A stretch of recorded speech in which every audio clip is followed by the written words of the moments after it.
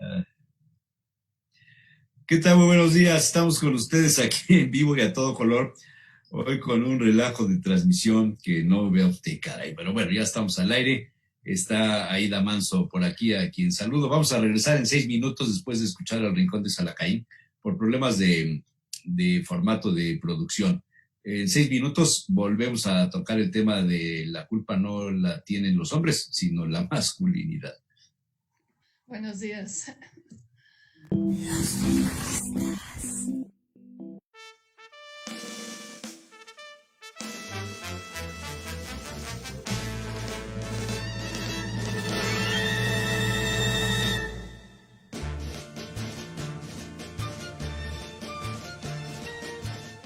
Salacaín había escuchado muchas veces en tono de burla decir de alguien se parece al nopal, cada día tiene más propiedades, a manera de satirizar con la corrupción, sobre todo de los políticos.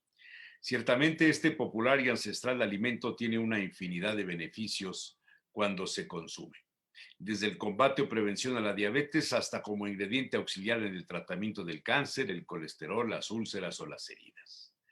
Tradicionalmente los pueblos originarios lo consumían en varias formas: asado, como ensalada, en caldillo, y de un tiempo a la fecha se puso de moda beber antes del desayuno un jugo de nopal, asunto para algunos algo no muy agradable debido a la baba desprendida cuando se consume fresco, al natural.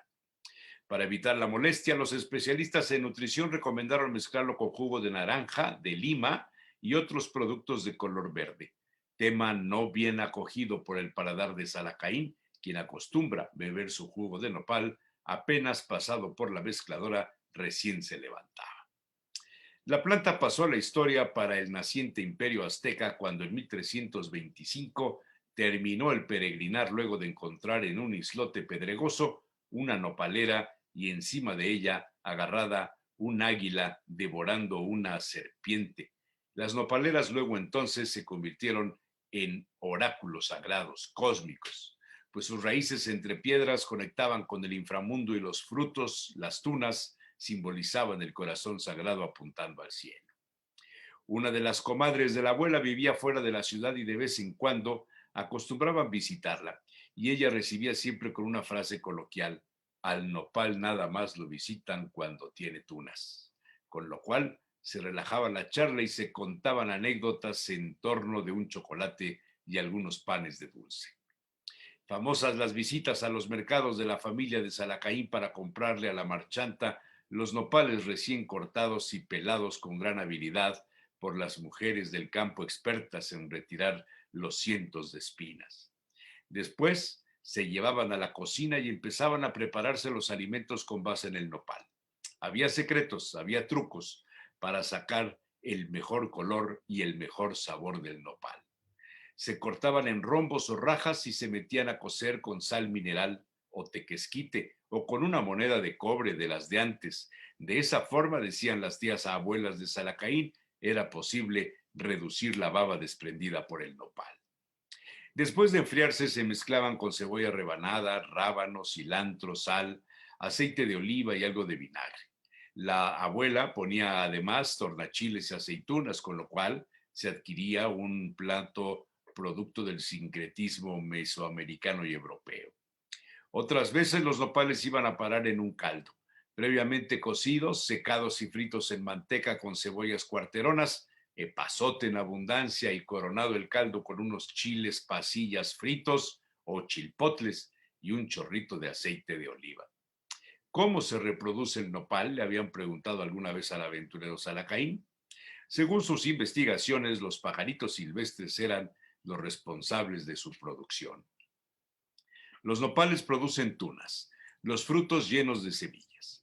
Cuando la tuna cae de la nopalera, las semillas quedan al descubierto y luego de descomponerse el fruto, entonces los pajaritos silvestres las comen y las procesan, las fecundan dentro de su estómago y luego el pajarito defeca los huesitos ya procesados en lugares pedregosos y así comienza el nacimiento de una penca, de una nopalera.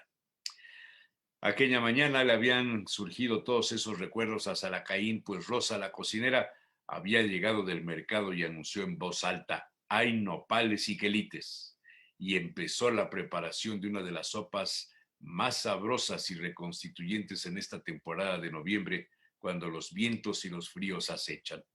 Revolver los nopales y una de las hierbas comestibles más populares, los quelites, también ancestrales, y condimentado al momento de servirse con un chilpotle desvenado y frito en manteca. Vaya manjar. Al mediodía llegaron algunos amigos a comer, y alguno de ellos tenía fama de chocante, de presumido, citaba oraciones en francés o en inglés, como intentando hacer menos a los demás. A Rosa no le caía bien, y siempre decía de él: ese trae el nopal en la cara. Pero esa es otra historia.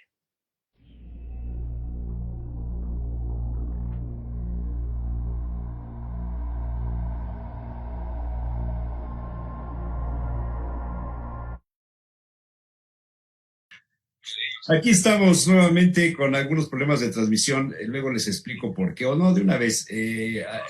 Normalmente salimos al aire en YouTube, en Facebook y en Twitter al mismo tiempo.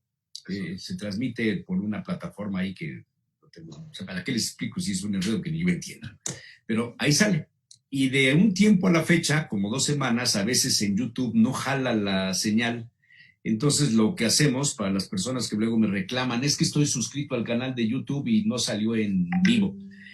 Cuando terminamos, a las 10 de la mañana, cuando se termine hoy, en ese momento se copia el enlace, se pega en el YouTube y entonces se sube el programa, ya no en vivo, sino la transmisión que ya pasó, pero ahí pueden verlo y ahí se queda el archivo, ya se queda para todo el tiempo.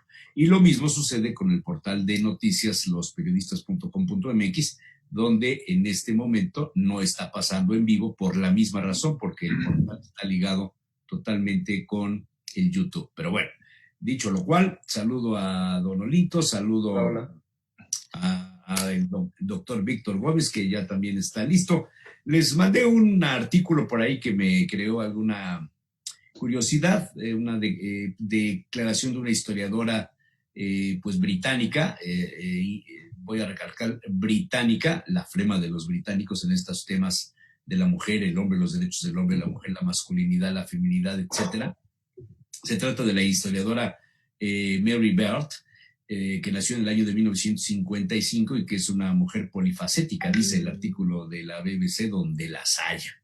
Es experta en la antigua Roma, catedrática de la Universidad de Cambridge, feminista, autora de al menos 18 libros, presentadora de series documentales de la BBC sobre el mundo antiguo, etc.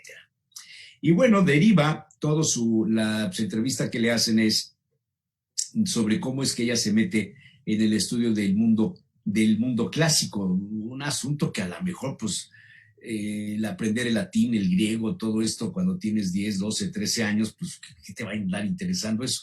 Pero pues a ella le gustó esto, se metió además allá en Londres, del Museo Británico, que es una maravilla en estos temas, y se dedicó a estudiar y se especializó en esto, y durante muchos años fue, ojo, la única mujer profesora en Cambridge. Se sentía, dice ella, rara en cierto modo, y es que le pues ayudó que Cambridge tiene una estructura muy complicada. Dice ella, yo era la única mujer enseñando clásicas, o sea, griego, latín, Grecia, etcétera. Pero estaba en un college donde solo había mujeres enseñando otras cosas. Así que creo que tuve mucha suerte por estar en el college con solo mujeres. Comía con mujeres, mucho de mi trabajo administrativo diario lo hacía con mujeres, pero en la universidad misma y en la facultad donde yo estudiaba latín y griego e historia antigua, era la única mujer. Y eso fue raro. Dice, pero nunca temió que eso no fuera para usted. Y ella dice que no, y argumenta una serie de datos de las charlas, de los pues, aprendizajes y todas estas cosas. Una de las partes en la entrevista, que es lo que trae como consecuencia el asunto de las mujeres y del tema de la pues, masculinidad que se da tan acendradamente entre las culturas griega y pues, latina, la romana, pues digo, no vamos lejos, las esculturas griegas y romanas pues nos hablan de la masculinidad, de la construcción casi del diseño del hombre perfecto y de la figura de la mujer como algo placentero.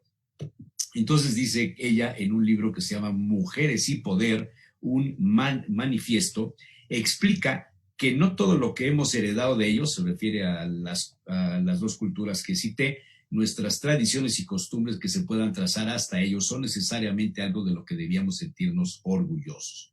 Por ejemplo, como la dificultad que tenemos las mujeres de ser tomadas en serio cuando hablamos en público puede trazarse a esta época clásica. Y da un ejemplo llamativo del primer ejemplo documentado en la tradición de la literatura occidental de un hombre diciendo a una mujer que se calle.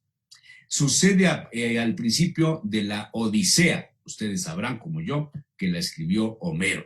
La Odisea es la historia del retorno de un héroe, y lo pongo ella dice, entre comillas, de Odiseo, que vuelve de la guerra de Troya, donde los griegos resultan pues vencedores, y él vuelve a casa con su esposa y su familia, y tarda 10 años en volver de Troya. Se fue a la guerra, está en la guerra de Troya, y 10 años después regresa a ver a su mujer.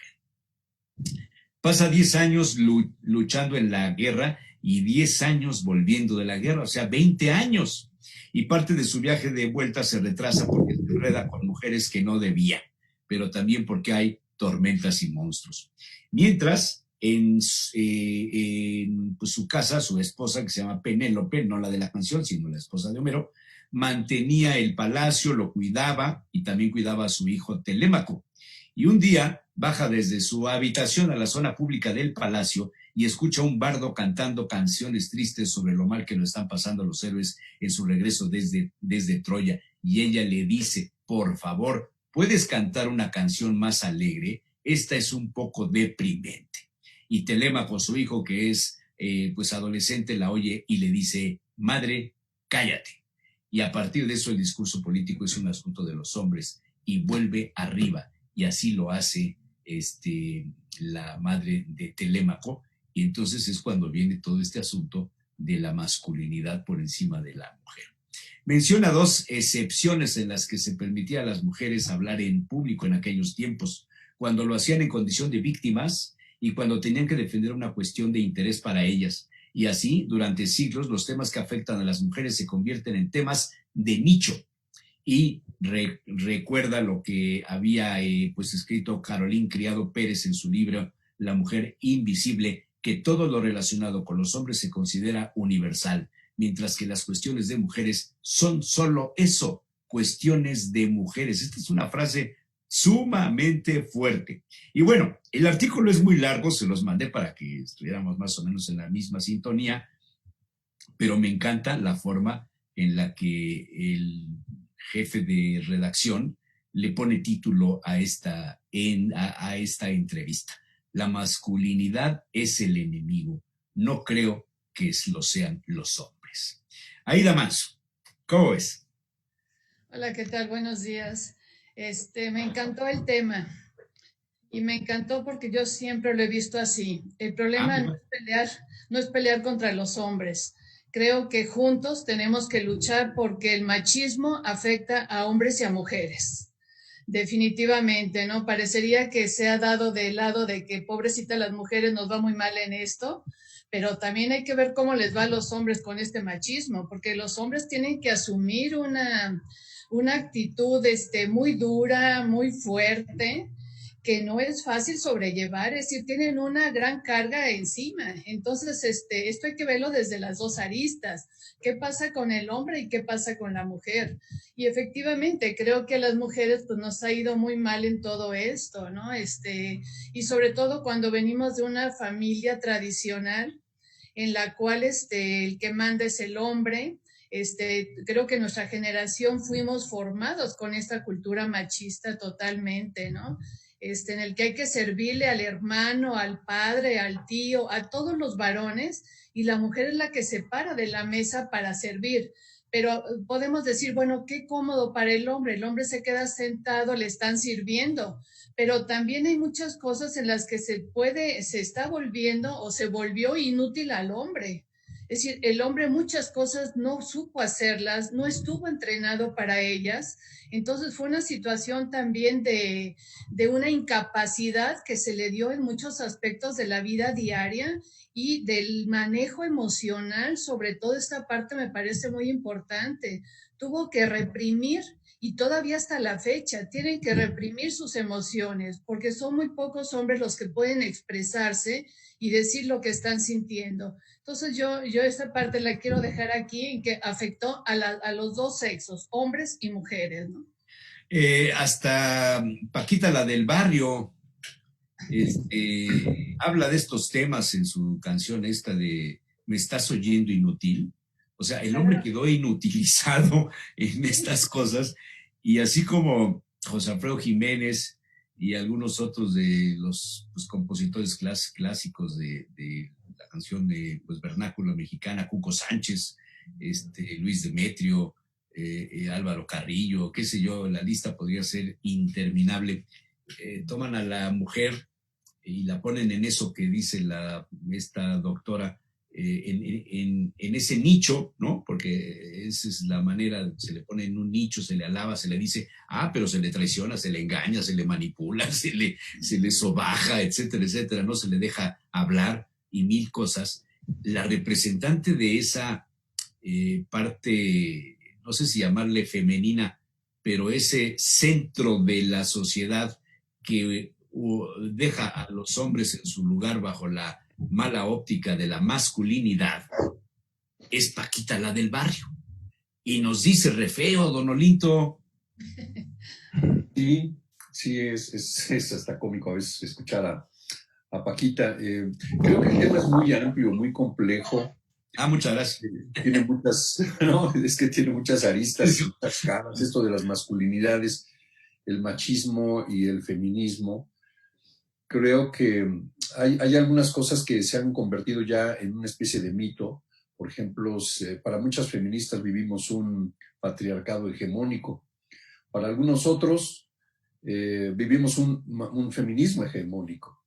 Entonces, me gusta mucho la visión de Ara porque es más equilibrada y me parece que así es.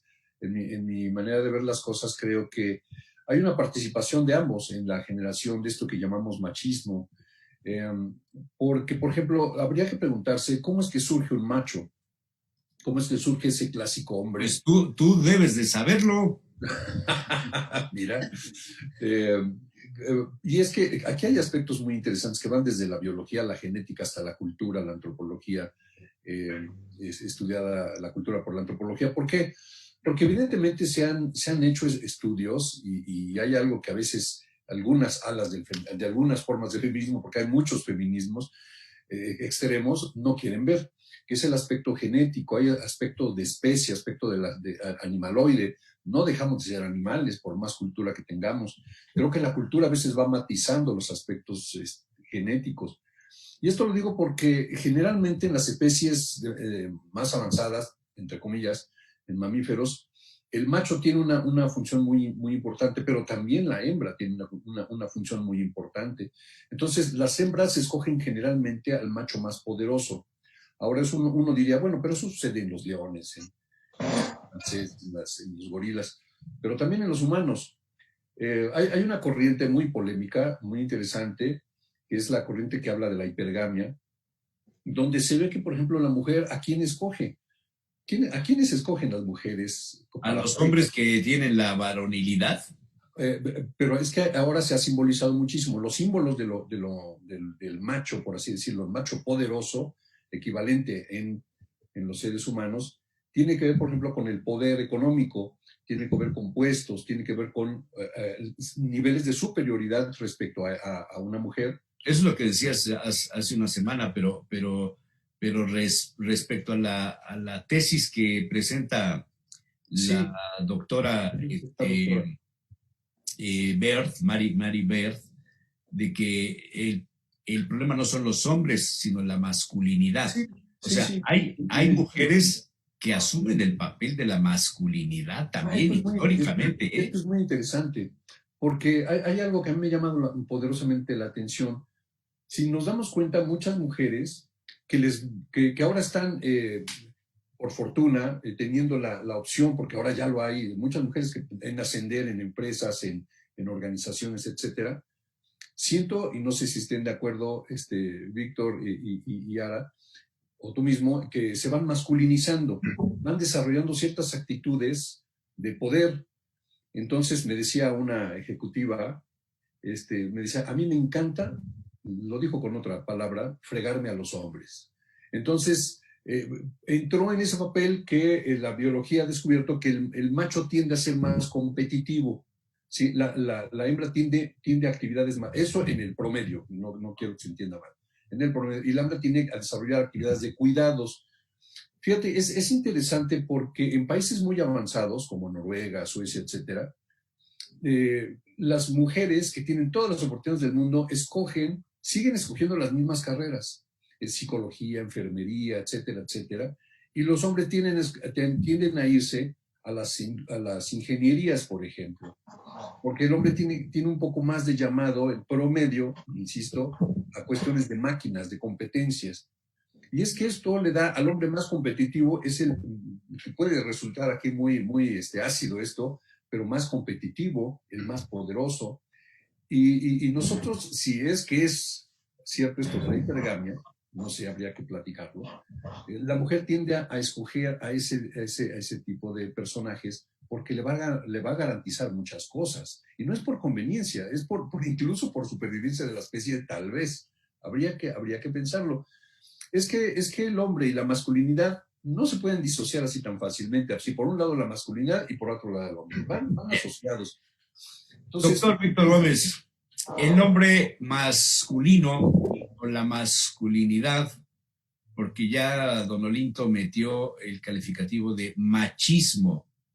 A mí me parece que a lo mejor no es lo mismo el machismo que la masculinidad. No sé, yo apenas si terminé el kinder puedo opinar poco de eso, pero toda mi vida he vivido con mujeres o rodeado de mujeres. Soy producto de un hogar donde había una abuela y una madre. No, mi padre murió cuando yo era muy, muy chico y mi abuelo nunca estuvo. Entonces yo vengo de mujeres. Entonces poco puedo hablar yo del símbolo de la masculinidad, pero sí reconozco muy bien el símbolo o la manifestación de los machos, y de la sociedad mexicana en términos generales machista. Y no solo la mexicana, la sociedad española, la italiana, la francesa.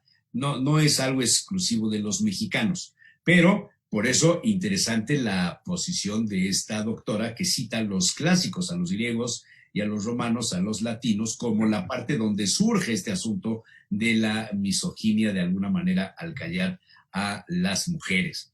¿El ser masculino nace o se hace? Esto que pudiera ser un defecto para algunos y un atributo en los pueblos guerreros, quizá la masculinidad en los pueblos guerreros de antes sea un atributo y en la sociedad moderna es un defecto.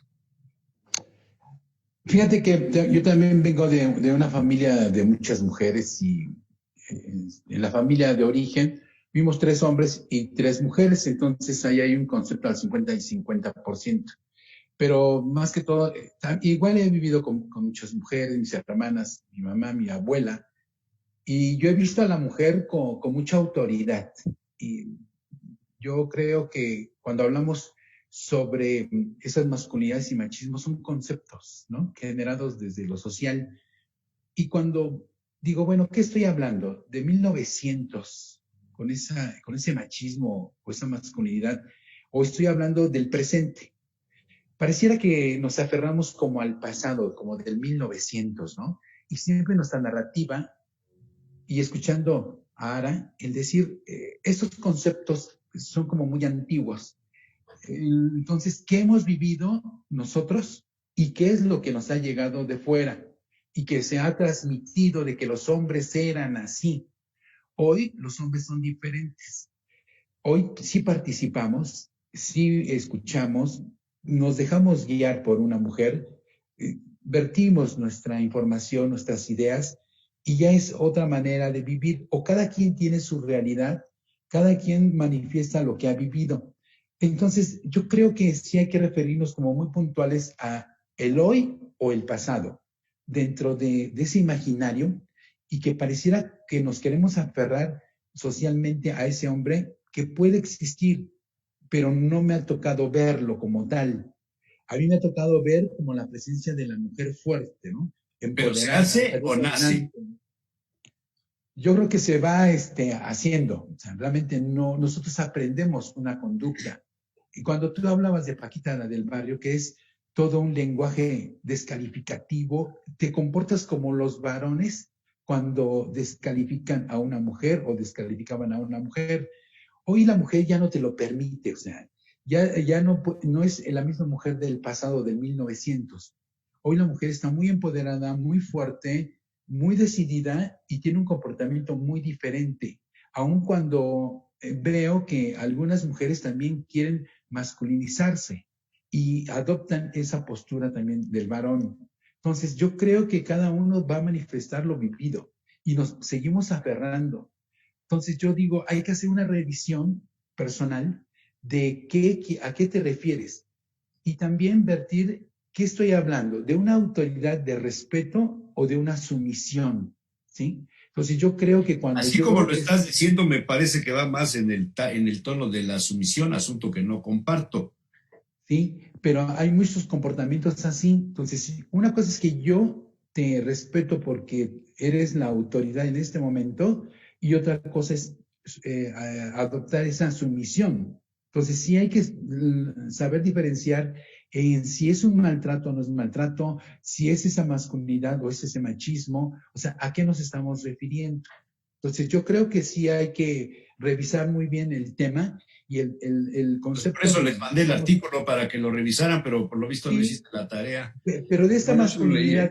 de esta masculinidad, ¿no? Donde yo veo que la mujer está empoderada hoy en día. Dice la pues, doctora de referencia, lo que yo quiero rebatir y eliminar es ese tipo de sexismo y misoginia. No me interesa encerrar al sexista en una habitación, cerrar y llevarme la llave, ¿no? Sería un poco la actitud pues más extremista, ¿no? Ella dice, quiero que la gente, los hombres vean, creo que muchos lo hacen ya, que el mundo es más amable y justo si no es sexista. Es mejor para todo el mundo, no solamente para las mujeres, lo que decía Aida. Y creo que ese patrón sexista y misógino de gran parte de la cultura mundial es muy injusto para las mujeres, pero tampoco es genial para los hombres. La masculinidad tóxica no es algo agradable de tener. A una hora puedes ir a una escuela primaria y ver en el patio a una niña que se cae y se hace daño en la rodilla y la profesora va y la abraza. O lo hubiera hecho antes del coronavirus y le pone unas curitas y la niña llora. Si un niño hace eso, le dice no, nada de llorar, los niños no lloran. Y ese es un ejemplo minúsculo y trivial, pero creo que mi posición sería que aunque voy a pelear contra cualquier tipo de misoginia que me encuentre, lo haré en nombre de todos. Yo creo, dice la doctora Ver, que la masculinidad es el enemigo. No creo que lo sean los hombres. Vivo con uno por amor de Dios. ¿Cómo ven? Yo Es que creo hace pensar, esta señora hace pensar las cosas, sí. Yo creo que ¿no? aquí hay que diferenciar efectivamente, por ejemplo, masculinidad y feminidad son dos aspectos que son culturales totalmente. A saber, Es el rol que se va a desempeñar como hombre y como mujer. Entonces ya desde ahí se genera un estereotipo de lo que se espera de cada uno de los sexos. Esto en cuanto a la masculinidad y a la feminidad. Cuando ya hablamos de machismo ya es otra cosa porque ya estamos hablando de una cuestión de dominación. Entonces ya es diferente, es decir, sí es cierto que tiene que ver con la masculinidad del machismo, pero aquí ya hay un componente de poder, de dominio, de estar por encima de, no es nada más el papel que te toca a ti ejercer como hombre o en este caso de la masculinidad, sino que vas a estar por encima de. Y esto es muy bíblico, ¿no? Esto viene del machismo, pues viene desde Adán y Eva, ¿no? Desde ahí ya está plasmado todo esto. Pero la masculinidad es todo este rol, es cultural, no se nace.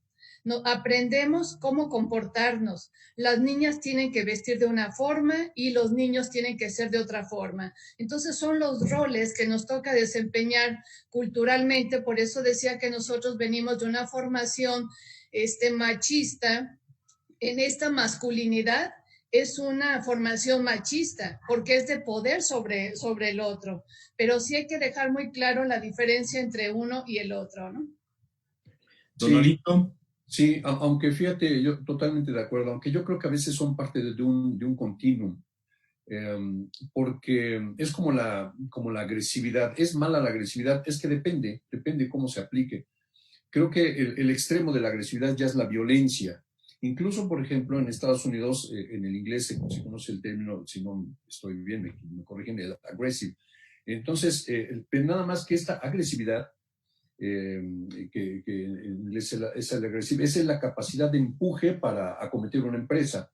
Y eso ocurre en hombres y mujeres, ¿no?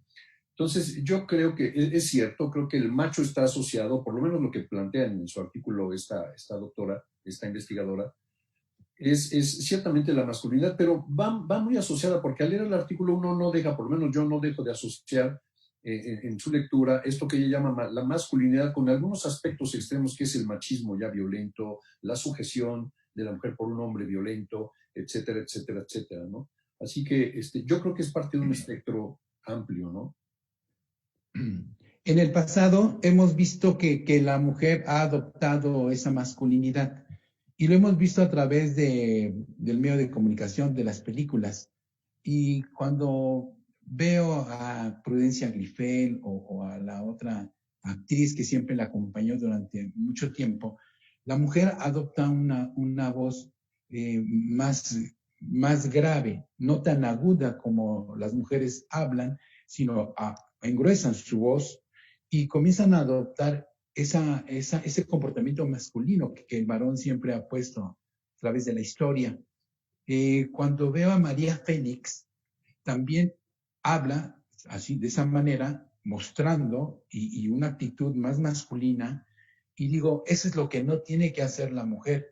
Ella tiene que ser femenina, ¿verdad? Pero más decidida, con un comportamiento que no tiene por qué gritar, ni adoptar esta masculinidad. ¿Qué es ser femenino? ¿Qué sería femenino ahí? Porque, no sé, Prudencia Grifel no la conocí de joven, la conocí ya de mujer mayor, y pues una señora muy, muy respetable, una actriz de primerísimo orden, donde no se discutía sobre la mujer o no. La señora quizá parecía maternal, ¿no? Quizá eso. Pero ¿cómo, o sea, para ti, qué es lo femenino ahí entre María Félix y el comportamiento, los comportamientos que te va dando la sociedad? Entonces, si tú se ha marcado, ¿verdad? Pero ahí el comportamiento te lo da la sociedad, o la sociedad está interpretando el comportamiento de la señora X. Pues la familia, la sociedad te va marcando desde años anteriores cuáles son los roles de un hombre y de una mujer. Cuando yo veo este comportamiento, o sea, las mujeres no tienen por qué comportarse como el varón en cuanto a ese comportamiento como tal, lo que se ha marcado socialmente. A ver, espérame, fíjate lo que estás diciendo, porque esto me suena interesante. La mujer no debe portarse como el varón. Oye, si mi abuela y mi madre no hubieran sacado la cara para salir adelante y asumir el papel del varón que no estuvo, ¿qué sería de mí? Sí. No estoy de acuerdo. Espérame. Pero ¿no estoy mal? No, a lo que me refiero es que han sido mujeres muy trabajadoras, muy líderes, sacando la casta en los momentos más difíciles, pero no grites, no hables tan fuerte como los varones, o digas groserías, como decían en aquel entonces, tiene el lenguaje de carretonero, porque eran los groseros. No, ¿sí? En mi casa yo escuchaba, tiene el lenguaje de verdulera. Bueno, eso a ver, ¿no? Entonces, no te parezcas al varón siendo mujer, ¿sí? O sea, tú siendo una mujer que habla firme y que cumple lo que debe de cumplir en cuanto al comportamiento, en cuanto a la familia, es una mujer firme, no tiene por qué gritar ni tomar una actitud del varón, ¿sí? Del masculino, o sea. Déjenme darles nada más, perdón, nada más déjenme darles dos opiniones rápidas que me está mandando vía WhatsApp el doctor Cirilo Rivera, que es un experto en nuevas masculinidades, se dedica a esos temas y por suerte forma parte del auditorio, entonces está aquí muy pendiente de lo que estamos diciendo y me pone Cirilo. Bueno, primero me dice que le pase yo el artículo al que hacemos referencia, con mucho gusto lo haré. Y dice Cirilo Rivera, el problema es la masculinidad porque los hombres pocas veces hablamos de lo que nos pasa y cómo vivimos nuestras expresiones y nuestras consecuencias. Regularmente hablamos de los otros y de las otras, muy poco de nuestros miedos y nuestros temores, lo que decía un poco Aida también en su participación. La masculinidad es el problema porque seguimos hablando de las mujeres y no hablamos de nosotros. Yo por eso me interesó el asunto del artículo de esta doctora, porque se mete en el asunto de que el problema no son los hombres, es la masculinidad. Dice un acertijo, la doctora Baer dice, sí, claro. Este es muy bueno, dice, un padre y su hijo viajan en coche y tienen un accidente grave. El padre muere y al hijo se lo llevan al hospital porque necesita una compleja operación de emergencia para la que llaman a una eminencia médica. Pero cuando entra en el quirófano dice, no puedo operarlo, es mi hijo. ¿Cómo se explica eso? Y dice ella, cuando me lo contaron la primera vez tardé muchísimo en encontrar la respuesta y fue muy instructivo porque muestra que aunque tengas una base teórica feminista, sigue siendo parte de un mundo que discrimina a las mujeres y que hace distintas suposiciones sobre ellas. Y bueno, finalmente encontré la respuesta, pero necesité algo de ayuda. Es un acertijo, dice la doctora Baer, muy bueno. Claro, muy interesante. Claro. A mí me parece que algo que hay que destacar es que muchas veces las mujeres hemos tenido que dejar ese rol, esa feminidad que se nos ha atribuido culturalmente, no volvernos masculinas, que es diferente, sino ejercer ciertas funciones o cierto rol que no estaba autorizado para nosotros y en eso se ha malentendido, como que hemos dejado de ser femeninas. Cuando esto es que, ¿quién decide qué es lo que es ser femenino y ser masculino? Esto es algo Prudencia Grifel y María Félix. Perdón, María Félix me parece que es una mujer muy femenina. No, digo, ¿ellos lo deciden? ¿Cómo? No entendí. Sí, o sea, tú dices que quién decide qué es femenino y qué es masculino. Yo digo, Prudencia Grifel y María Félix. No, es un rol que determina la sociedad, la cultura. Y entonces nos marca lo que debemos hacer. Yo creo que Sara García, María Félix, salen del prototipo de la feminidad que se esperaba en ese momento de ellas. Y entonces asumen un rol no masculino, ojo, sino simplemente se sale de esta estructura que se tenía contemplada. Y creo que en eso cabemos muchas mujeres. No necesitamos ponernos unos pantalones para ser como el hombre, ni tener una actitud masculina, sino simplemente a veces el exigir una situación determinada, el luchar por algo que uno decide, que uno quiere, ya es romper con este rol de feminidad que se tiene esperado para ti como mujer. Y entonces actuamos con una especie de masculinidad cultural, que no quiere decir que seamos hombres ni imitar al hombre. Entonces yo creo que esto sí hay que dejarlo muy claro. En ningún momento se trata de pelear con el hombre, se trata de que junto con el hombre avancemos en estos conceptos de masculinidad y de feminidad en lucha de los derechos humanos de cada uno de los seres, de los seres. Simplemente creo que por ahí va el asunto, ¿no? Yo he visto muchas películas de María Félix, he visto muchas películas de Sara García, de Prudencia Grifel, etcétera, de las viejitas de la época del cine de oro mexicano, que por cierto no eran tan viejas, sino que tenían el cabello cano, prematuro, y siempre les pusieron en papeles de las abuelitas, siempre. Y no encuentro en ellas un referente de la feminidad al estilo de lo que hoy sería. Más bien las siento por encima de la feminidad, en esa actitud de tomar el papel del hombre, de tomar las decisiones. En las películas de Sara García con Pardavé es el que quiere rebelarse a la autoridad de Sara García y nunca puede, ¿no? Claro. Ella es la que decide las hijas con quién se casan y la que protege a todos, etcétera. En los tres García, pues lo mismo, la señora es la que llama cuentas a Pedro Infante y a Luis Aguilar y a Demetrio, etcétera. A ver, aquí se me ponen en orden y tienen hasta tal hora y se arreglan. Y siempre, o sea, más bien veo al otro papel, al papel de la mujer bragada, la mujer que toma las decisiones y que viene a constituir el papel de alguna manera de la madre mexicana. Nada más una cosa para dejarle la palabra a mis compañeros. ¿Quién dice que el papel que toma Sara García es el que le corresponde al hombre? ¿Quién lo decidió? Los hombres. Ah, claro. Entonces estamos cayendo en el error. Claro. Ajá. Yo como que difiero un poquillo. A ver, difiere, por favor, pero con razonamiento, no nada más porque difieras.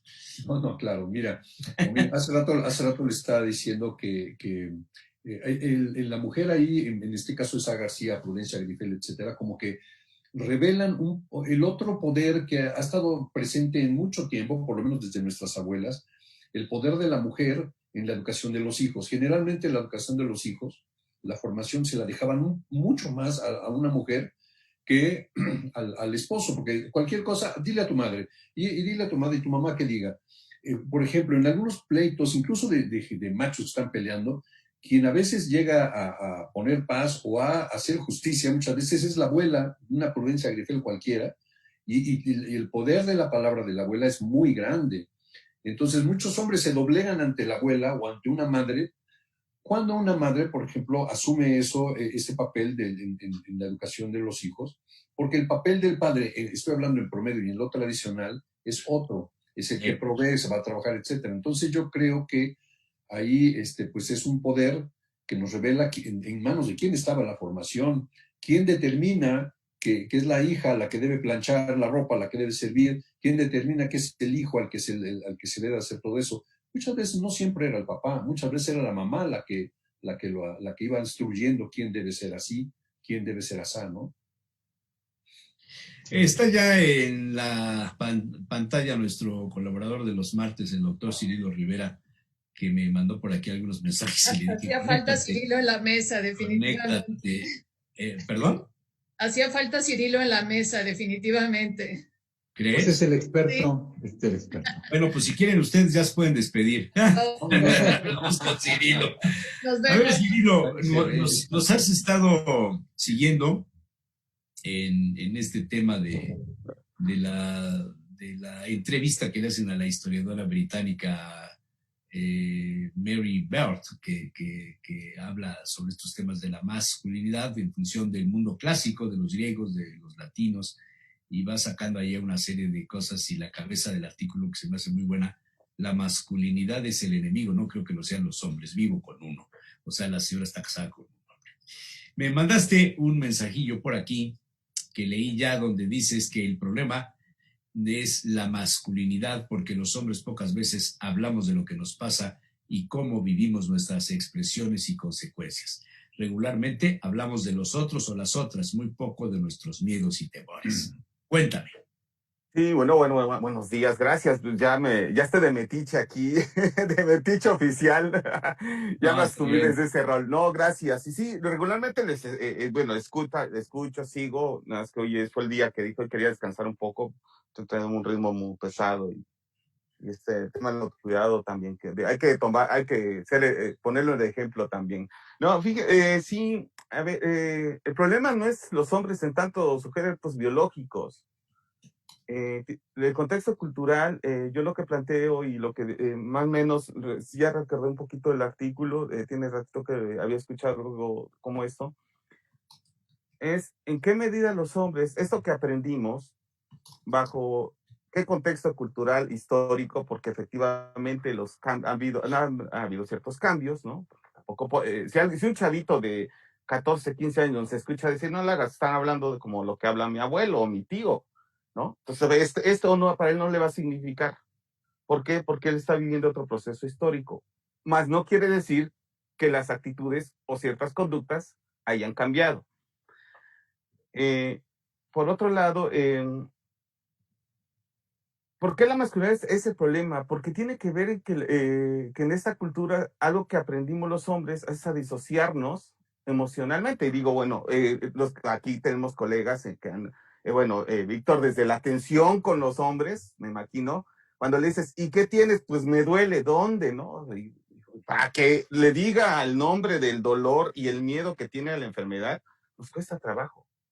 ¿Por qué? Porque históricamente fuimos construidos, no necesariamente obligados, pero sí construidos, sí nos los mandaron, el mandato está ahí, a no hablar del miedo, de no hablar de la tristeza, de no hablar de la... hablamos, muchos hombres vamos a terapia cuando nuestra relación está en crisis, no vamos para ir trabajando. Digo, no quiere decir que no generalizo, pero un sector llega cuando está en crisis. Y sobre todo en temas de pareja es porque ya la pareja dijo, ya me voy. Y esto me lo ha dicho un poco la experiencia, y no generalizo, son bajo determinadas circunstancias.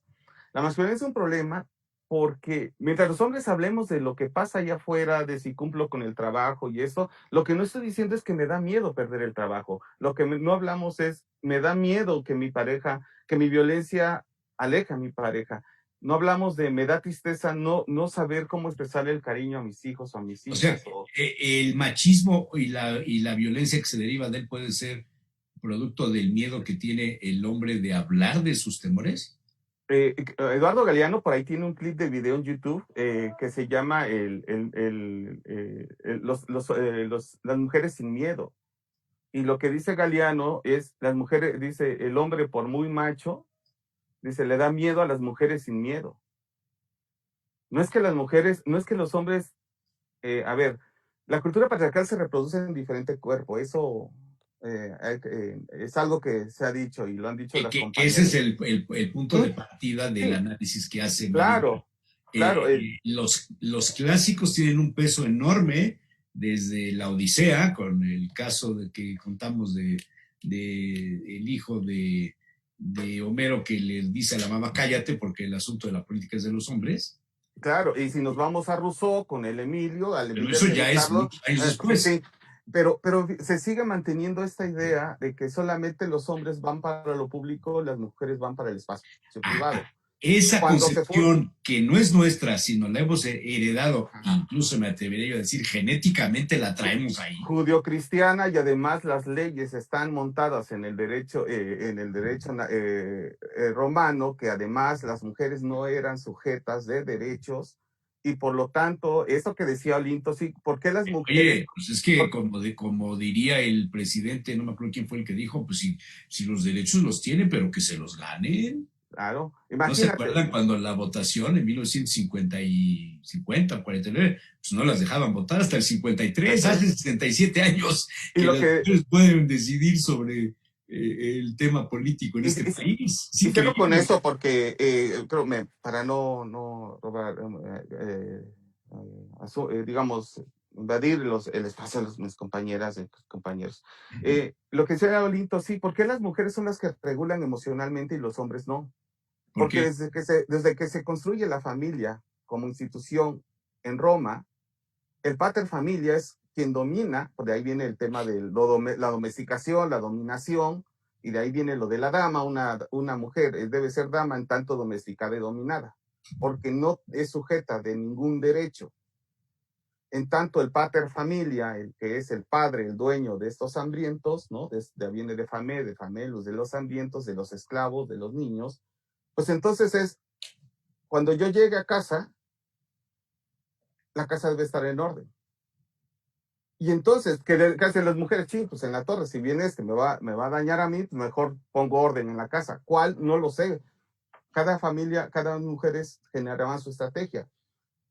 Y entonces se reproducía este modelo, por eso la violencia es vertical y no se justifica. Ojo, nada, eso es para como entenderlo. ¿Qué pasa lo que decía Olinto? ¿Por qué las abuelas o las mujeres regulan? Porque los hombres no aprendimos a regular nuestra vida emocional. Por eso cuando si un compañero va en la calle y otro compa le tira hace acoso callejero con la chava y el otro, ¿qué me ves? Lo que quieras. La compañera dice, no, ya déjalo. ¿Por qué? Porque está en riesgo, porque las compañeras están en riesgo. ¿Por qué él está en riesgo? Pero los hombres no vemos esos riesgos. Porque en tanto mi masculinidad hegemónica, como plantea un autor, Sandra O'Connell, ¿no? Es un sistema organizador y entonces entre hombres tenemos que aprender eso. Entonces, con esto cierro. Y sí, efectivamente, los modelos culturales y sociales se van a reproducir en tanto sigamos vigente con esas lecturas. Lo que decía también Víctor y escuchaba, ¿no? Hay cambios, sí, por supuesto. Los hombres, la encuesta nacional del uso del tiempo nos los dijo, las mujeres siguen ocupando 36 puntos y fracción de horas a la semana al trabajo doméstico, los hombres les ocupamos 11 y fracción. Es decir, todo se reproduce, pero son los filtros, y aquí Pierre Bourdieu, también un libro que se llama La dominación masculina, nos los va a explicar muy bien. ¿Por qué? Porque es de manera no consciente y lo asumimos como hecho. Y entonces, como lo asumimos como hecho, pues ¿para qué lo discutimos? O sea, no lo hacemos deliberadamente para molestar o para imponer un modelo en la sociedad, sino es una tendencia, es como la concupiscencia, dirían. Sí, no, el asunto es que si caemos en que no soy consciente, pues, hay gente que es muy cínica y lo hace, ¿no? O sea, eso no hay más, ¿no? Pero por eso los hombres cuando llegan a, no sé, mis compañeras o Víctor también, que hace incluso un proceso emocional ahí con sus usuarios hombres, ¿no? Los pacientes es, ¿cómo nombramos? El asunto es cuando nos empezamos a dar cuenta, decimos, no le hagas, sí, pues sí. Si soy como medio machín, ¿no? O si es que bien lo decimos, ¿no? Muy difícil decir, no, pues si soy violento con mi compañera, ¿no? Bueno, alguien que se reconoce violento es muy difícil, ¿no? No es fácil que los hombres asumamos la violencia. Entonces, la masculinidad es un problema porque seguimos hablando de allá afuera, no de acá adentro. Ya. Los hombres, pues digo, en caso de nosotros. Y hay algo interesante, aquí hay algo interesante, ¿no? Porque se ha mencionado mucho y es motivo de mucho estudio en ámbitos feministas y todo esto acerca de la violencia del hombre, pero como en otros momentos hemos comentado, la violencia de la mujer también es un asunto que no se ve, así como, por ejemplo, la regulación emocional del hombre es muy complicada, porque, como bien dice Cirilo, bien dices, o sea, para ser hombre, ¿cómo asumo mi identidad como hombre? ¿Cómo vamos construyendo nuestra identidad? Y una parte en el hombre para construir su propia identidad es aprender a negarse en muchos ámbitos emocionales. Es un pecado, por ejemplo, que un hombre, y en algunas mujeres ahora lo está ocurriendo, asumir las lágrimas, por ejemplo, llorar, expresar la tristeza, porque culturalmente, y eso tiene siglos, hemos construido el llanto como signo de debilidad o de quebrarse, ¿no? Y dice, y me quebré, o sea, cuando empecé a llorar. Entonces eso es símbolo de vulnerabilidad y eso es terrible. El hombre, para ser hombre, tiene que negar todo esto y no era gratuito que se infartaban más hombres precisamente por eso, entre otras cosas. Bueno, ahora los infartos también están ocurriendo en mujeres que están aprendiendo también eso. Yo en muchas pacientes que quieren llorar, y digo, ¿y por qué no te das chance? Dice, porque no quiero ser débil. ¡Wow! Esto es asombroso cómo se está aprendiendo también eso, ¿no? ¿Sabes cuándo habla un hombre? Cuando se alcoholiza. Ajá. Ahí sí. es cuando hace su catarsis, el cantinero es el terapeuta, él comienza a llorar o comienza a manifestarse entre amigos, tomando ya en corto, me pasó esto, y comienza a expresar, hace su catarsis cuando está alcoholizado. Yo quiero invitarlos a hacer como ese club en donde pareciera que hablamos de un hombre distinto al de hoy, y yo estoy acostumbrado a que siempre participo en los quehaceres del hogar, y no desde ahorita, sino desde origen. Desde mi madre nos enseñó a lavar, a planchar, a surcir un hoyito, a poner un botón, a estar siempre pendiente, porque éramos 6, y al principio dije que éramos 3 hombres y 3 mujeres. Entonces vengo de esa participación, y para mí es algo que he vivido siempre, y que tienes que respetar cuando la mujer habla, y que esa firmeza que ves en la mujer no es sobrepasar una conducta, sino cuando uno es prudente, no es tampoco sumisión, sino respetas cuando ella está hablando, o si quiere hacer algo, pues tú tienes que aceptarlo, ¿no? Entonces, cada uno, para mí fue una educación de mucho respeto, y siempre viendo a las hermanas en toma de decisiones, pero siempre respetando. Pero siempre nos enseñaron a cocinar, y siempre nos dijeron, haz por lo menos un huevo para que puedas alimentarte en caso de que tú lo necesites. Esto que dices, o sea, el hacer las tareas o las labores de una mujer en el hogar, el hombre, hacerlas el hombre, ¿Esto es lo que significa para ustedes la parte de ser la nueva masculinidad o es un referente a no ser macho? Yo creo que es una A ver, conducta te voy a poner un ejemplo. Un chef, o sea, normalmente en una cocina profesional no hay una cocinera jefa. Es un chef. Y los chefs los ves muy educaditos cuando salen de las entrevistas, pero a la hora de estar trabajando en la cocina, aquello es un infierno, ¿eh? Es un infierno de gritos, de cosas, porque ahí está el libro de Anthony Bourdain, de cómo trabajan los pues, cocineros, todas las anécdotas que hay de ellos. Y es impresionante la forma, el lenguaje. Hay mucho machismo entre una gente que hace comida. Entonces, el hecho de que un hombre aprenda a hacer un huevo estrellado, para mí, perdón, no significaría nada. No, estás entrando a esos roles en donde todos tienen que participar, en donde llevan 50 y 50, y yo no puedo pedir, oye, hermana, hazme esto. Pero yo preferiría mejor darle el trato de la dignidad que tiene como persona, no porque sea mujer. No, yo hablo de la igualdad. Todos iguales en el escenario del humanismo, de la humanidad. O sea, ella tiene un rol, sí, tiene un rol, como ustedes le llaman a esta, no sé por qué le llaman rol, pues si hay palabras en español tan bonitas, pero pues ustedes dicen rol, pues yo diré rol. Para mí el rol era de canela y no Bimbo, ¿no? Si era otra cosa. Pero bueno, ustedes dicen que tiene un rol.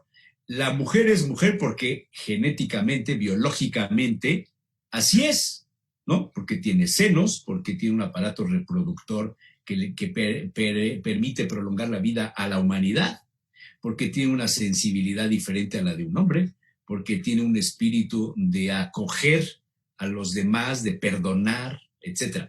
Y el hombre es hombre, pues porque nació genéticamente con un pene que lo hace sentir diferente o con un pedacito de carne más que la mujer y entonces por eso la domina.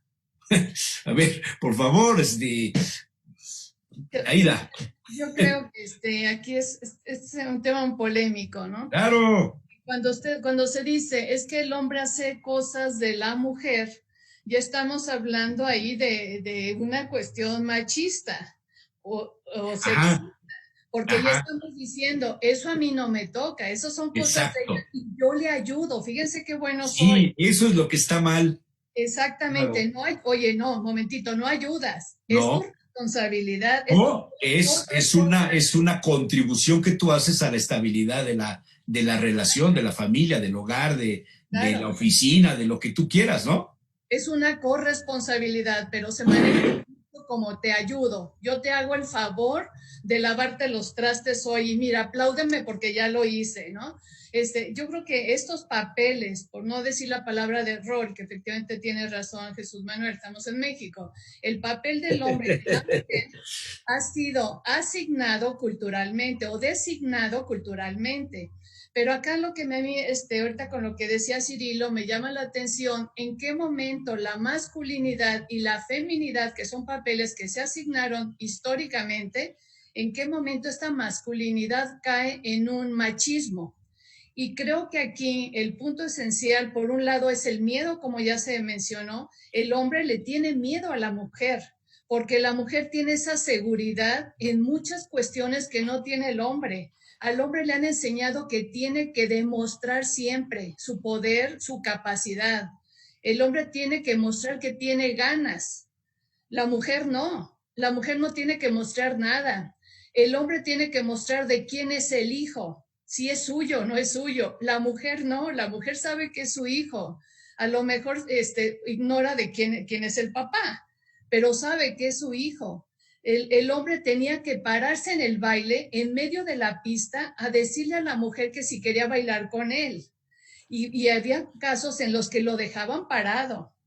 Esto, imagínense cómo se sentía, cómo se siente ser hombre en estas condiciones. Qué difícil ponerte en ridículo en un momento dado porque era la comidilla de todos los compañeros, porque además los hombres eran los que más te criticaban. Hombre, te dejó parado, ¿cómo?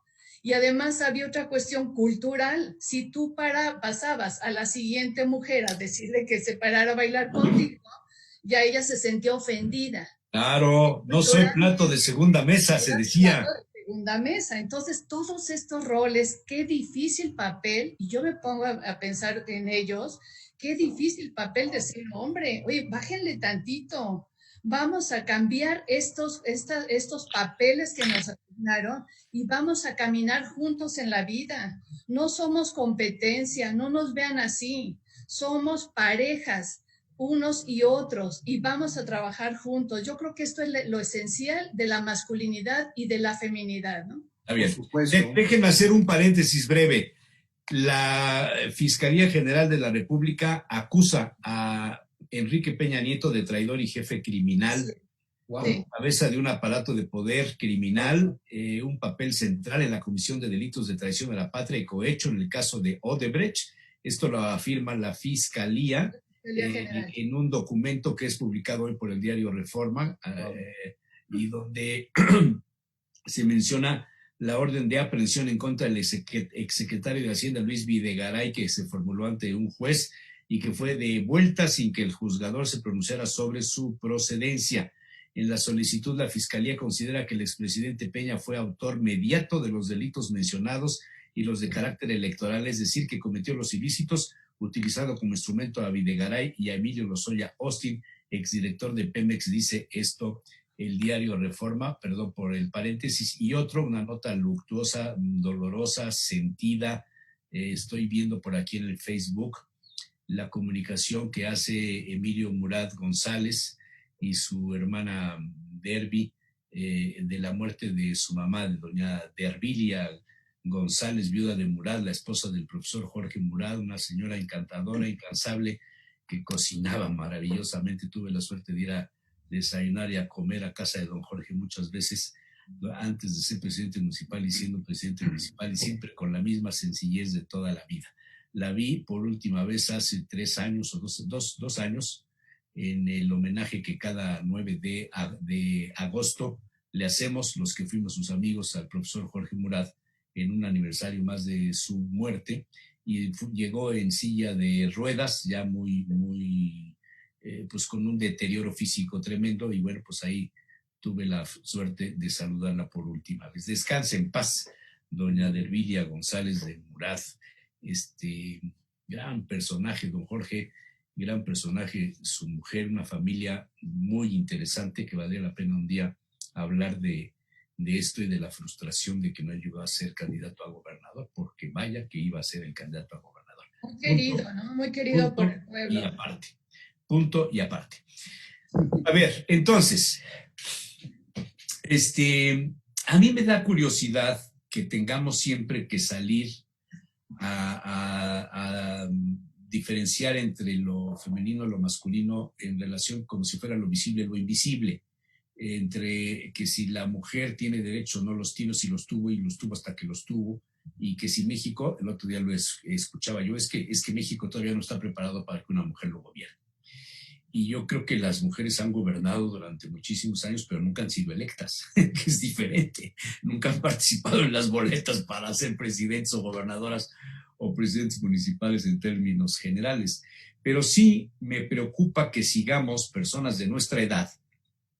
Yo soy más grande que todos ustedes. Claro, juntos me ganan todos ustedes, pero soy más grande, y a mí ya es un tema que no me preocupa mucho estar discutiendo si por qué es mujer o por qué es hombre. Para mí es un ciudadano, es una persona, es un ser humano que tiene una dignidad de ser humano y que tiene responsabilidades ante la sociedad, independientemente de si tiene pene o no lo tiene. Eso es otro asunto, eso es parte de su función reproductiva, si es el que pone el semen o el que lo recibe. Eso, o sea, quizás si los metemos en cuestiones de teología tengamos que diferenciar algunos asuntos, pero no es el tema, no es el programa, no es el espacio. Pero ¿por qué seguimos con lo mismo? ¿Por qué siguen teniendo éxito entrevistas como esta con la doctora Mary Beard, donde vuelve a tocar el tema de cuestionar si por qué es mujer el acertijo esto, no puedo operarlo es mi hijo. ¿Por qué se sigue pensando en esto? Aunque sí hay una norma entre los médicos, según sé, Víctor, que no pueden intervenir a un familiar o a un hijo o algo así, ¿no? No sé, creo que hay algún código ahí de ética. Sácame de la duda. Por el sentimiento, ¿no? El amor por el sentimiento, que le tienes a un hijo y dices, no puedo decidir. Mejor otro que decida fríamente y va a ver buenos resultados. Pero es el sentimiento, no puedes tratar a tu familia. Ya. Una mala toma de decisión sería terrible. Oye, yo creo que el problema de este tema somos nosotros, ya los mayores. Los jóvenes ya están reseteados, ¿eh? Ellos ya no están hablando de lo que estamos hablando nosotros. Reseteado, ¿cuántos mean in Spanish, doctor? Y yo creo que la inclusión y es más que todo su pensamiento. O sea, para ellos ya es más natural, ellos no están peleando sobre cómo hablamos y el lenguaje que utilizamos o el comportamiento, porque ellos ya vienen de otra manera, ya no vienen como nosotros, o sea, como... Porque a ellos de niños en el kinder ya les enseñaron que tienen derechos y que sus papás no les pueden pegar. A nosotros nos tocó... A nosotros no. A nosotros nos tocó vivir... A mí me dieron con la vara de membrillo, con el cinturón, con el gancho de madera, me jalaron las patillas, me pusieron en el centro del patio con las manos arriba y pese a eso, ¿cómo salí? Mira, imagínate... Oye, ¿te acuerdas cuándo vino el cambio de escuelas mixtas? Porque antes eran mujeres y hombres. ¿Cuándo Yo nunca estuve en una escuela mixta. Eso. A mí no me tocó, fíjate. Había escuelas mixtas, sí, pero a mí no me tocó. Por eso eres como eres, mira. Porque el puro varón. Pues a los ojos de los demás soy mejor que tú. Soy tolerante, soy abierto. Sobre todo tolerante. Y sé hacer huevos estrellados y lavo ropa y plancho. Y hago mi recámara y tiendo mi cama todos los días. Y lavo en mayo los sábados. Sí, planchas.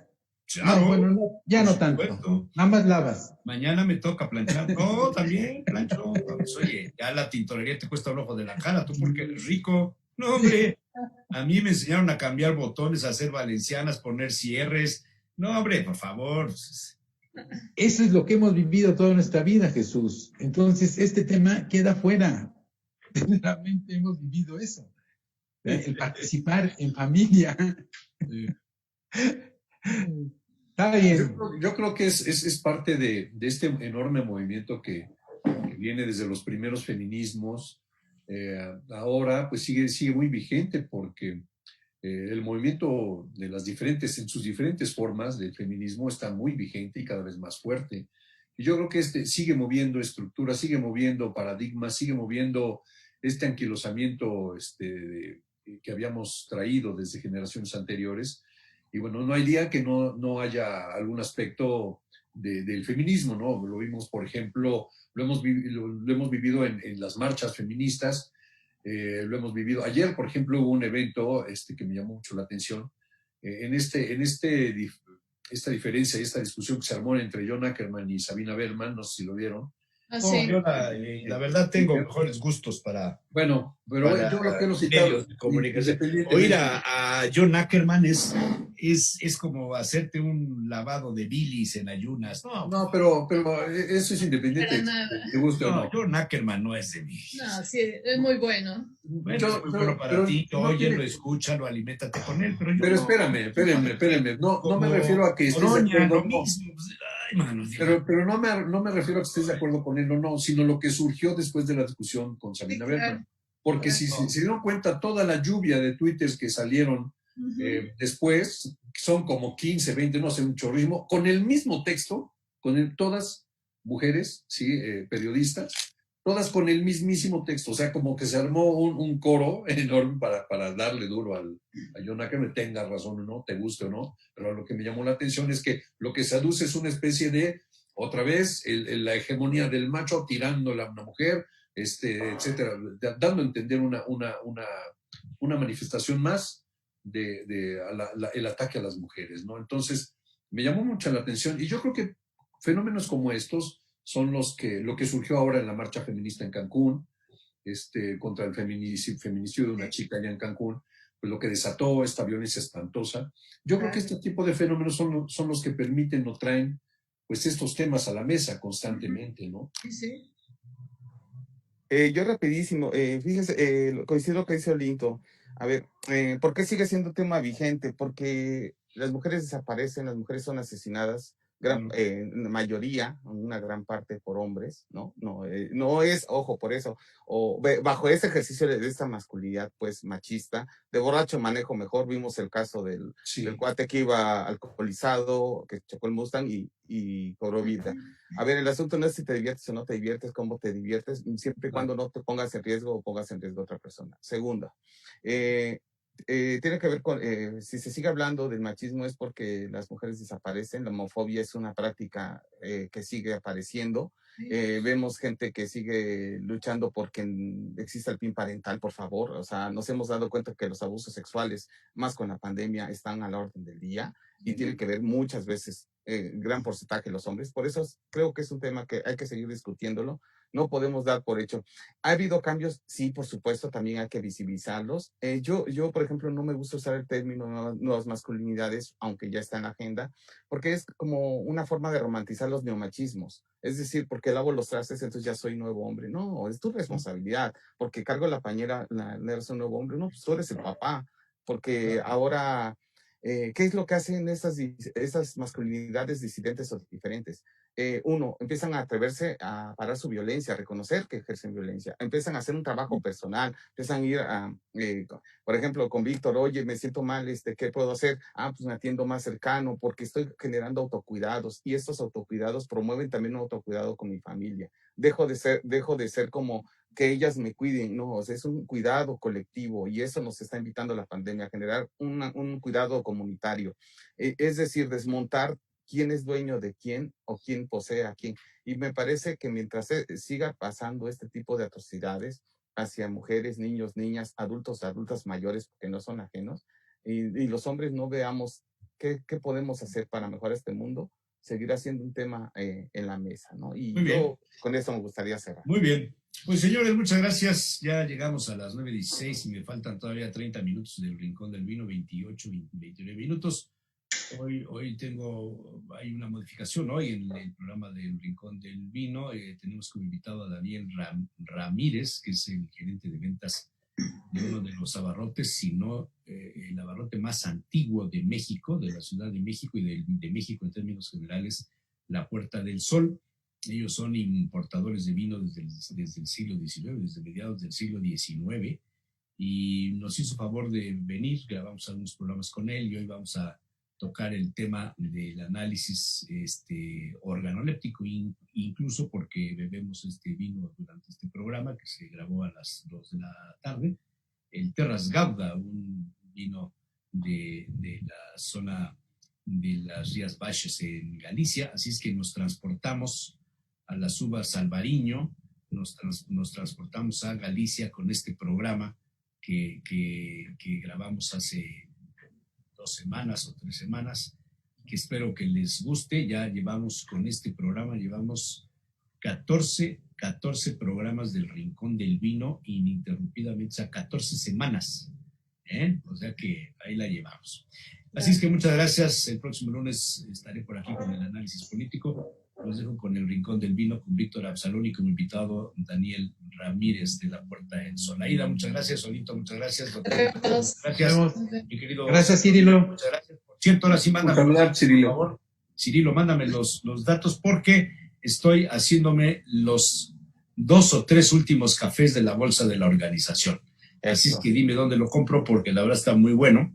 Ya vino un señor el otro día a ofrecérmelo en grano, cosa que no me disgusta, pero para mi consumo personal lo prefiero molido porque aquí no tengo dónde moler y entonces tendría yo que estar sube y baja, y la verdad, ya hacer pierna a esta edad pues, no me interesa, man. ¿Café de dónde? Entonces mejor el molido, a ver si me mandas el dato, por favor. Y entonces me voy a compartir la pantalla de Quick Player y espero que todo salga bien y que no la riegue yo como me ha pasado en algunas veces a radio. Bueno, les mando un abrazo, me dio gusto verlos y escucharles, la verdad. Igualmente, mi querido Un Ciro, abrazote. muchas gracias. Vamos ahí, Nats. Dime si muevo, si no muevo, si tú sitúas la pantalla o lo que sea necesario que haya que decidir. Ahí vamos. Ahí nos vemos.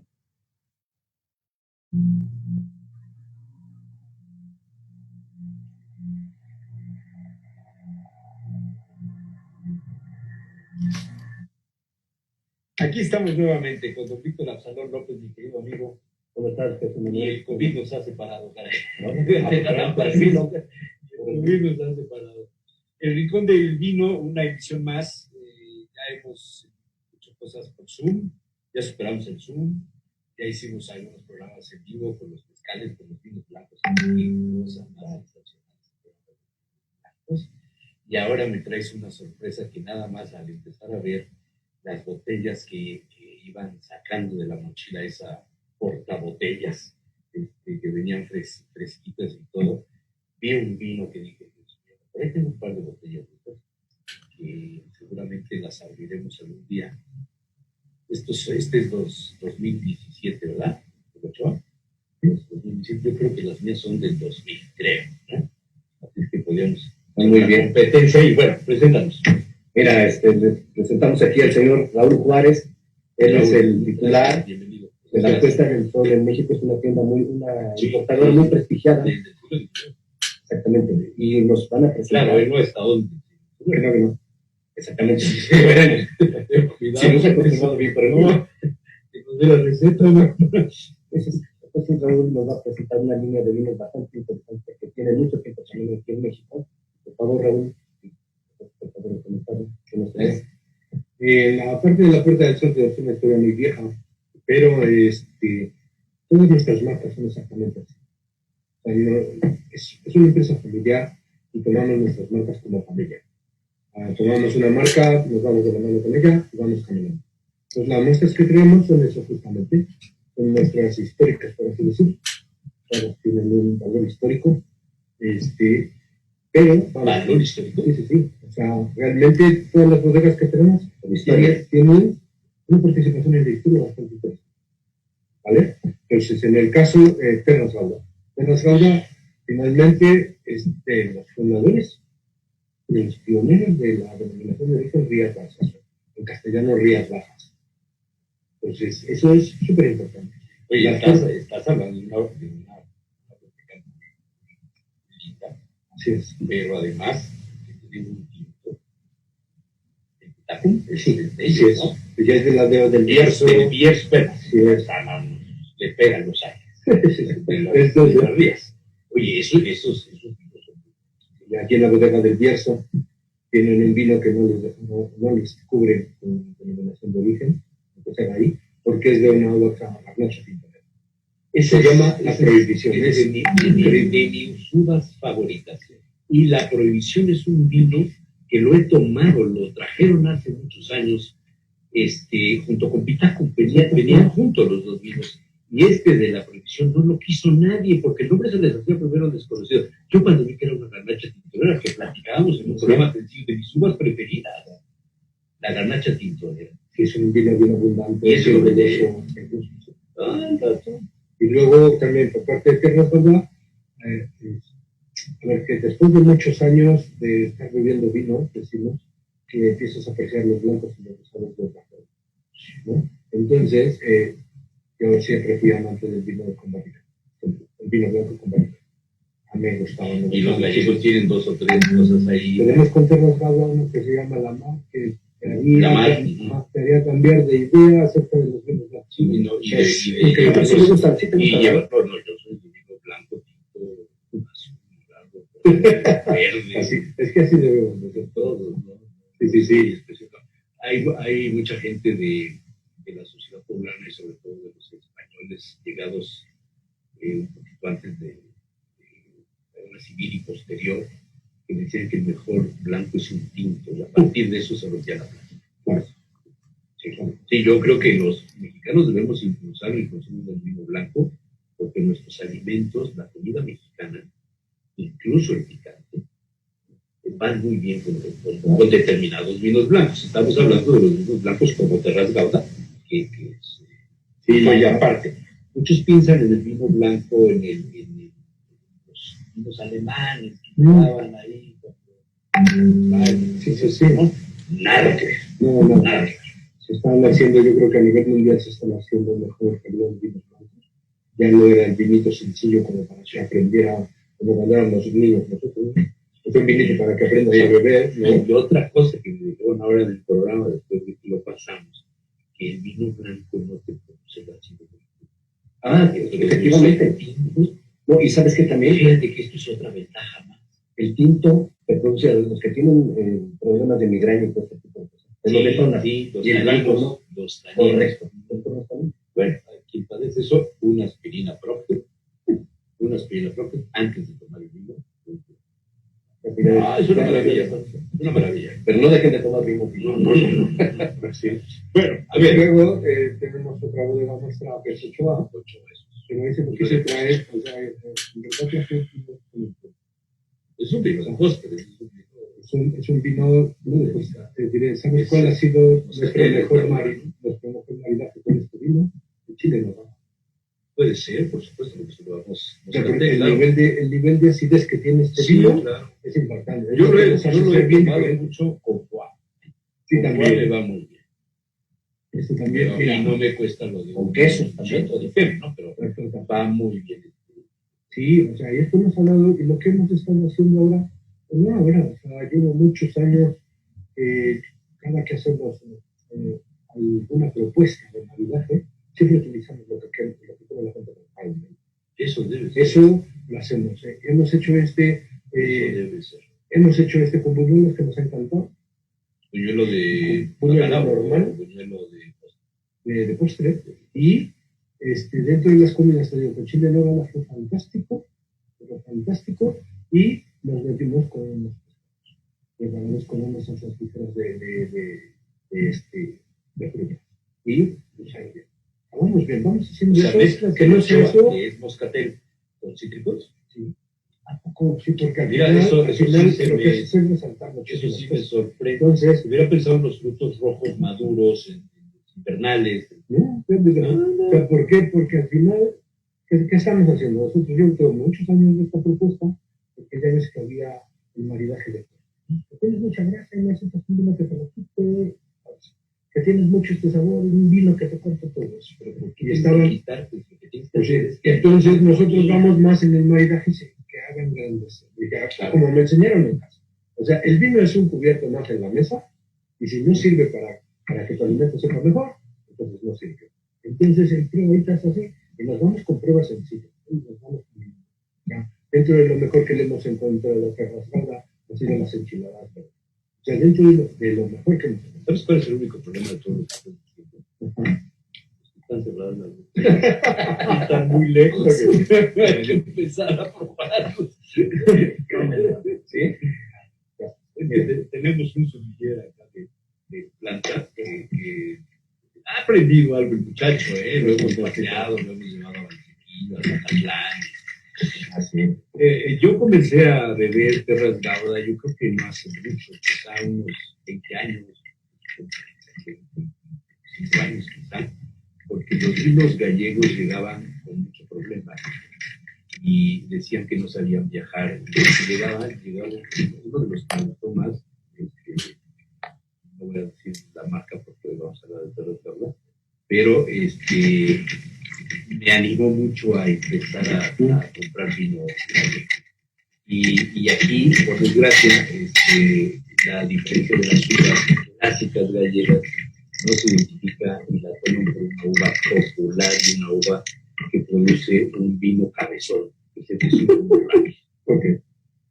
Porque los turistas que llegan a Santiago de Compostela y de esas zonas prueban el vino en la tacita, el vino que a veces está hasta caliente. ¿No? Pero dime, ¿es una uva varietal?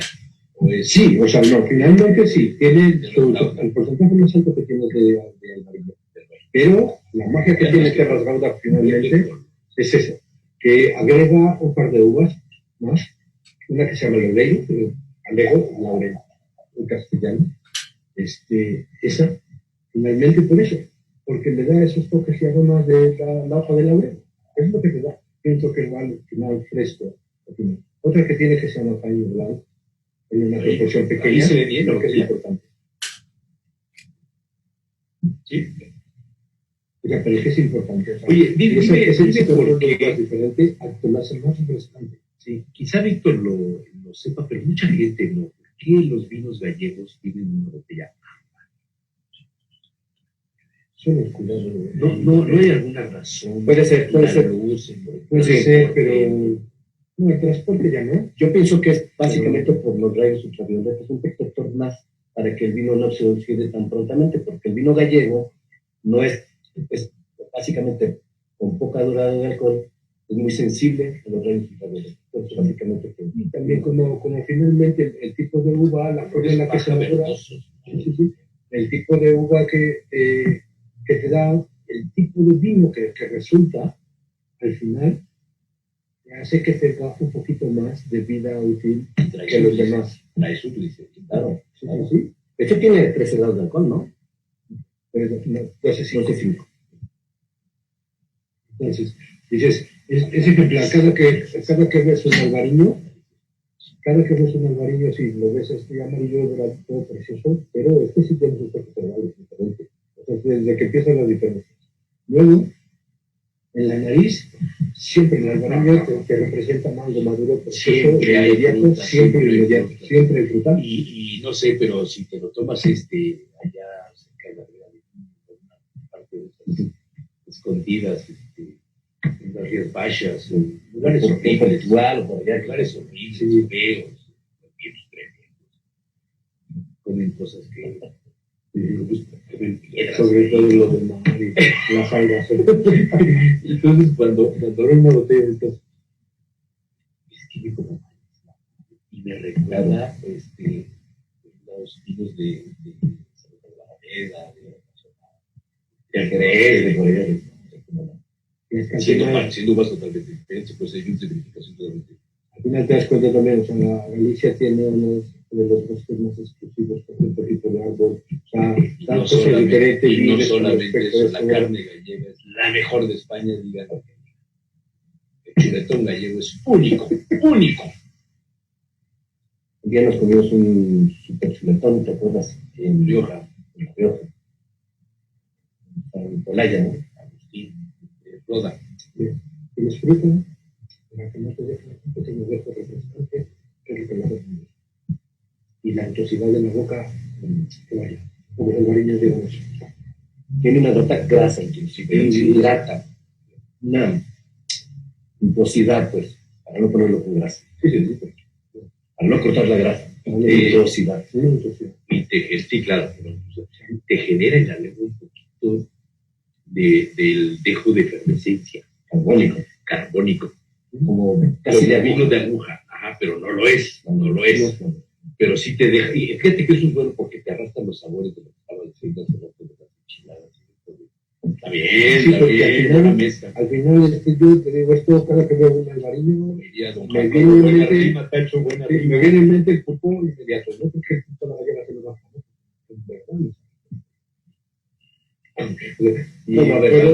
Todos los pulpo.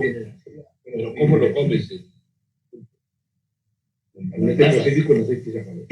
No le pones pimentón. No. Sí, porque el pimentón es muy fuerte. Sí, no. Pero un albariño sí lo aguanta. Perfecto.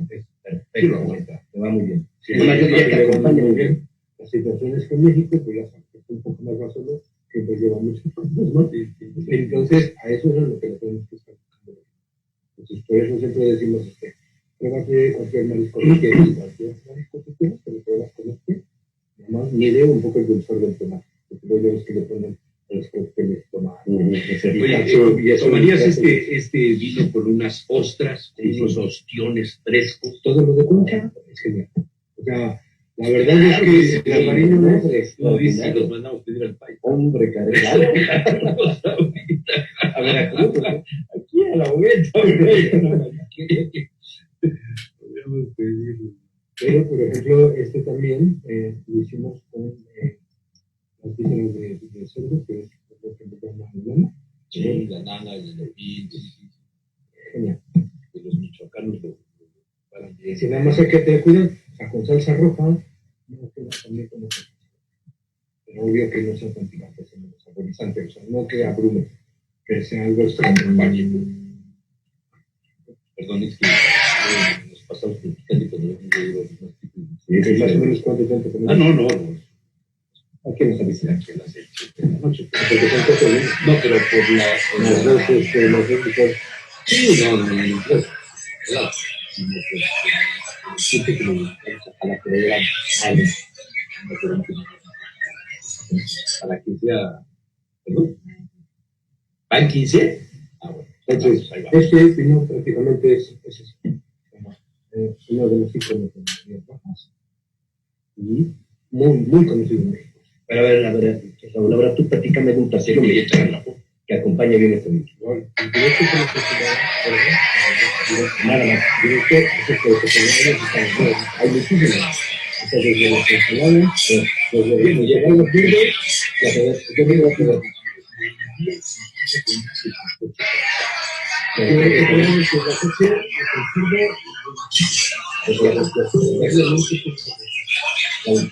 ¿Qué les parece? Una tortilla de cerdo con verdes. Ah, claro, es que finalmente te das cuenta que están también los puestos. ¿Qué es la salsa verde? Mira, nosotros ya decíamos eso cuando estoy platicando de El entomatado va de maravilla. de maravilla. Entonces, algo pasa con los rosados que potencializan. O sea, si tú le pones a un... Nosotros ya tomamos uno y el rosado lo de la uva esta que me gusta. Era de Mencía, ¿no? No. Era de Aragón. De garnacha era. De la garnacha, sí, Pero pero de dónde era de garnacha vieja. exactamente. Rosado estaba bueno. Era de Aragón, ¿no? Ah, bueno. Pues la verdad es que nosotros siempre decimos que sí. ¿No? Que comer con el vino blanco con pescado, productos del mar, es lo más No solamente. puedes averiguarlo hacia otro lado. Con el pollo queda fantástico. Las salsas verdes es increíble. Lo que puede ayudar con las salsas verdes, lo que sabe. Es riquísimo. O sea, pero voy a eso. Que sabe la más. salsa verde vasca. Salsa verde de los vascos. Usa la vasca. Salsa verde. También vale. Hacer. Y claro, con sus tiones, con una langosta. Sí, lo ejemplar Sí, para con los camarones para pelar, sí, lo ejemplar para los alvarillos siempre son todo producto de mar y preferentemente de concha. con unos percebes que es pecado. Sí, pero ya ves, bueno, había que traerlos de otro lado. Sí, es otro asunto. Bueno, yo estoy aquí probándolo con una semilla más. Va muy bien, ¿sabes qué? Con la almendra. Me gustó con la almendra. No me pareció nada. No tienen sal. No tiene sal, es una gran ventaja. Está bien. Pues fíjate, simplemente para sentarte en una tarde a Exactamente. con un amigo, con una amiga y pones unos frutos secos sin sal y estás tomando una botella de vino. Está poniéndose un poco de moda Con con la gente joven. Entonces estamos tratando de decirles, haz que tu convivencia sea diferente. Porque hay gente que ama las convivencias de bailar y vacilar. Pero hay gente que hace convivencias de platicar en mil cosas. Los que descomponemos el mundo y lo volvemos a componer. Entonces, ahora estamos sugiriendo armar mesa. Y entonces en la mesa puedes tener productos del mar, quesos, la charcutería y pan. Y cada quien hace, claro, lo que se le da la gana. Y no sabes qué bonito es que tengan así, tengan frutas, y entonces cuando les dices, mira, toma este queso, úndale un poquito de aceite, haz esto, así. Y no sabes qué bien se lo llevan. Y empiezan a hacer, oye, esto, y anotan. Oye, anótalo. Si te gustó, anótalo para que lo repitas en casa con otros amigos. ¿Con qué no te tomarías esto? ¿Con qué no me lo tomaría? Con un chuletón. Con un chuletón, ese sí sería. Y con el mole. Con el mole no me tomo. Pensaba que No, porque al mole sí. lo he hecho muchas veces. Incluso no. Eso sí, el espumante. El espumoso para mí es el mejor. El mole poblano, porque hay muchos moles. Sí, sí, debe ser, pero también el de Tlaxcala sabe muchísimo. ¿Es el mole? No, Sí. Existe Tlaxcala. No es cierto, de Tlaxcala tiene una calidad. Eso. Y cada vez tiene Muy bonita. Sí, y sus haciendas, sí, cada vez tienen que poner sus plantas, están llevando chefs, están trabajando sus cosas. Hay 2 o 3 sitios que he ido ante la pandemia que mi respeto. Tlaxcala está Bueno, nos da tiempo el otro vino y ya luego nos damos el entonces ábrele un tinto, ¿no? no. Este blanco nos quedamos. Sí, nos quedamos con este. Vamos a otro programa. La próxima semana vamos a hablar de. Sí. ¿Quieres eso? No, ese yo lo tomé. Claro, sí. Al final. Adecuado, entonces, como sabía que venimos para acá, me traje para comercial. Paco. Ok. Lima Crash. Bueno, ese el próximo.